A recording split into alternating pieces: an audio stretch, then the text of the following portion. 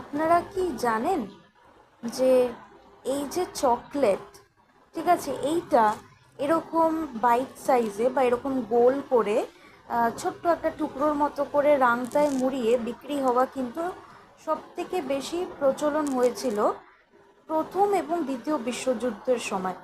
কেন? কারণ হচ্ছে যে তখন ওই সময়টাতে প্রচুর যারা ধরুন সৈন্যবাহিনী, প্রচুর ছেলে মেয়ে, প্রচুর স্টুডেন্টরা নিজেদের বাড়ির থেকে অনেক দূরে দূরে আসা যাওয়া করতো। সেটা পড়াশোনার ক্ষেত্রেই হোক বা ব্যবসা বাণিজ্যের ক্ষেত্রেই হোক বা এমনি যুদ্ধক্ষেত্রের জন্যই হোক, যার জন্যই হোক, এই যে জিনিসটা, সেইটা আহ, আপনাদের এর আগে চকলেট অন্য রকমভাবে পাওয়া যেত।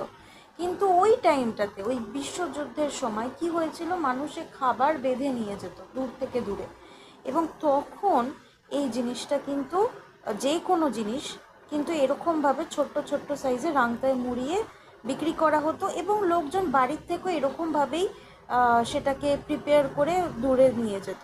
Stay tuned for more.